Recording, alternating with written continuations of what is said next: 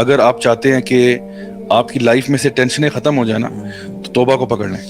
حدیث میں آتا ہے آپ صلی اللہ علیہ وسلم نے فرمایا کہ اگر تم چاہتے ہو کہ تمہارے اوپر سے غم چلا جائے تمہارا, تم چاہتے ہو کہ تمہاری مشکلیں دور ہو جائیں, اور تم چاہتے ہو کہ اللہ تعالیٰ تمہیں رزق عطا فرمائے وہاں سے جہاں سے تمہارے وہم و گمان میں نہیں ہے, تو کثرت سے استغفار کرو.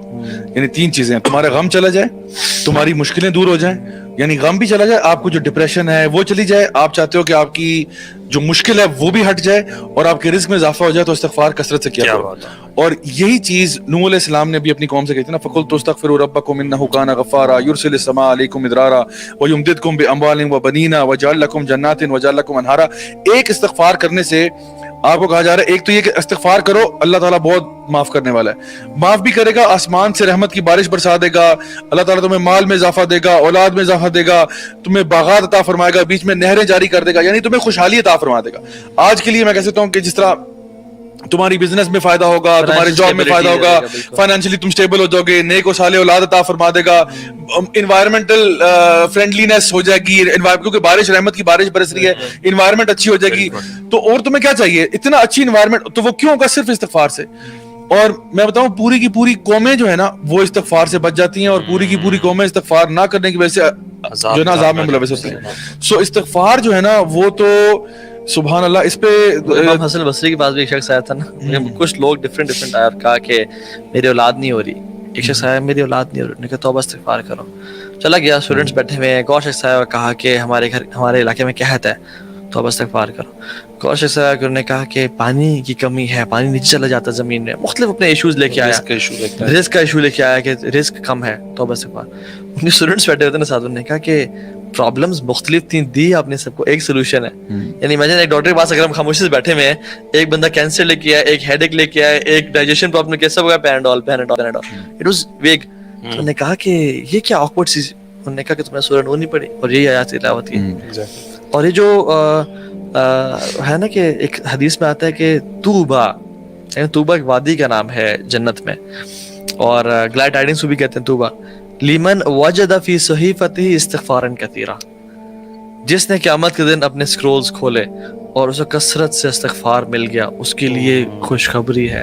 اللہ کے نبی ایک محفل میں 70 سے 100 مرتبہ استغفار کرتے ہیں. اچھا, ایک اور حدیث ضعیف ہے لیکن اس کا مطلب بالکل ٹھیک ہے. ڈفرنٹ قرآن اور حدیث سے اس کا جو مطلب ہے نا وہ ہے کہ من لزم الاستغفار جعل اللہ من كل ضيق مخرجا ومن كل هم فرجا ويرزقه من حيث لا يحتسب. جس نے استغفار کو لازمی پکڑ لیا نا, اللہ اس کو ہر ٹائٹنس سے نکال دے گا اور اس کے ہر غم کو دور کر دے گا, اور اسے وہاں سے روزی دے گا جہاں سے کبھی امیجن نہیں کیا تھا. یہ ڈفرینس ہے نا بیسیکلی. دیکھیں آدم علیہ السلام میں اور شیطان میں غلطی دونوں سے ہوئی. آدم علیہ السلام نے استغفار کیا اور شیطان نے استغفار نہیں کیا, بلکہ جم گیا اپنی ڈس اوبیڈینس. کبھی کبھی سوچتا ہوں کہ اللہ کے نبی صلی اللہ علیہ وسلم وہ کیوں اتنا استغفار کرتے تھے. مطلب آپ ان کو تو ضرورت بھی نہیں ہے نا, مطلب ان کے تو سارے اگلے پچھلے معاف ہیں. لیغفر اللہ لک ما تقدم من ذنبک وما تاخر, آپ کے اللہ نے پچھلے اگلے گناہ معاف کر دیے. 100 ٹائم. ایک اور چیز میں نے خود بھی اس بار ٹرائی کی. کیوں مانگتے تھے, کیوں استغفار کرتے, what do you think؟ ایک تو ہمارے لیے نا چھوڑ کے گئے ایگزامپل کہ ہم نے کیسے کرنا ہے استغفار, صبح شام جو اذکار اور ساری چیزیں چھوڑ کے گئے. اچھا, ایک اور چیز جو ہے نا کہ جو اذکار ہیں صبح شام والے, یہ جب تھوڑا سا اگر ہم NLP کو دیکھیں نا, to train our subconscious brain نا, repetition is the primary thing. تو آپ کر کے دیکھیں, جو اللہ کے نام کا ذکر, استغفار کا ذکر, یو ڈو اٹ ریپیٹڈلی نا, آپ کا اس چیز پہ بلیف تگڑے سے رگڑ ہوتا جاتا ہے. You don't realise after well آپ کا ایمان, آپ کا بلیف, جس طرح سے ابھی آپ بات کرتے ہیں نا کہ دعا مانگتے ہو آپ کو یقین ہو جاتا ہے یار میں جس سے دعا مانگ رہا ہوں قبول ہو کے رہے گی انشاءاللہ. تو that belief actually get stronger and stronger. اگر آپ یہ اس کے جو ذکر اذکار ہے نا اس کو آپ بڑھاتے رہیں اپنی لائف میں, صبح شام 100 ٹائمس اللہ کے ناموں کا ذکر, ان ناموں کا جو تاثیر ہے یا جو افیکٹ ہے اس پہ آپ کا یقین بڑھتا جائے گا. کانشیسلی اس کو نا کانشیسلی کریں, ترجمے کے ساتھ سمجھ کے کریں. ویسے استغفار سے ریلیٹڈ جتنی دعائیں ہیں, سمپل استغفر اللہ بھی کیا جا سکتا ہے, but this is something which we all should try. جو صبح شام کے اذکار میں سید الاستغفار ہے, واٹ میکس اٹ سید الاستغفار, اس کی جو میں سمجھتا ہوں کہ جس میں یہ لائن ہے نا کہ ابوء لک بنعمتک علی وابوء بذنبی اغفر لی فانہ لا یغفر الذنوب الا انت.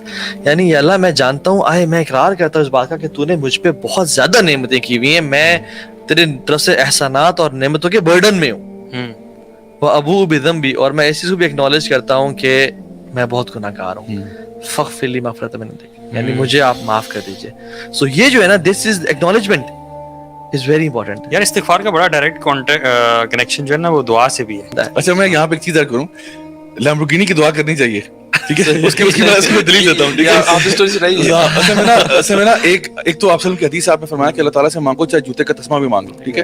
تو آپ بڑی چیز مانگیں, چھوٹی مانگیں, آپ دل کھول کے مانگیں. دیکھیں وہ جو اسٹوری ہے نا میری, میں بتا دیتا ہوں. وہ سب یہ ہے کہ میں ایک دفعہ جب شروع میں پاکستان آیا تھا وہاں سے دبئی سے, تو ایک دن میں بیٹھا ہوا نا دعائیں مانگ رہا تھا, تو وائف میری پیچھے کھڑی ہوئی تھی, مجھے آئیڈیا نہیں تھا کھڑی ہے.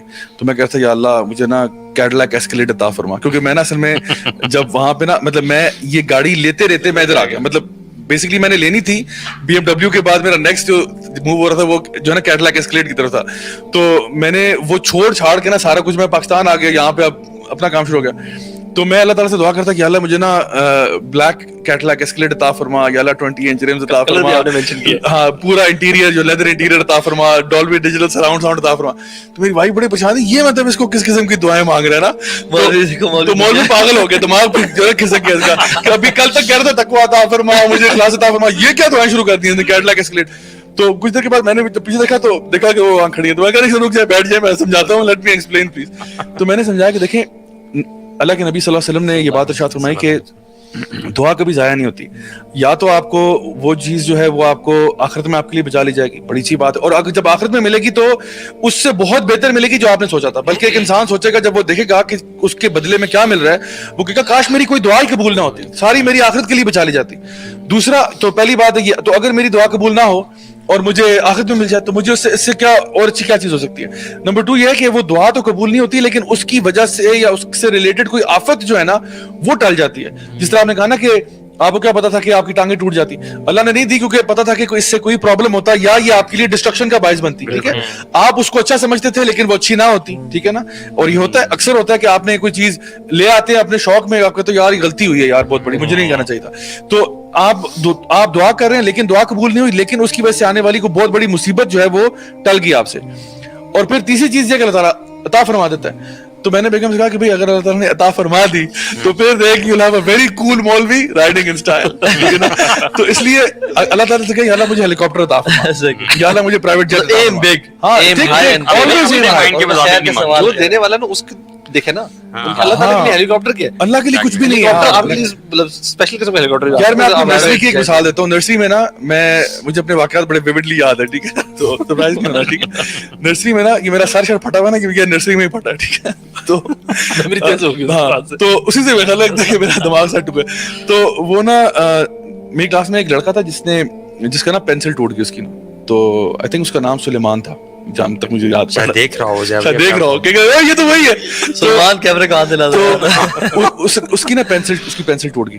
تو اس نے کیا کیا, اس نے رونا شروع کر دیا, رو رہا. تو میرے لیے بڑا traumatic. Dear brother and sister, subscribe our channel Ta Fans for more beautiful videos. جزاک اللہ خیر.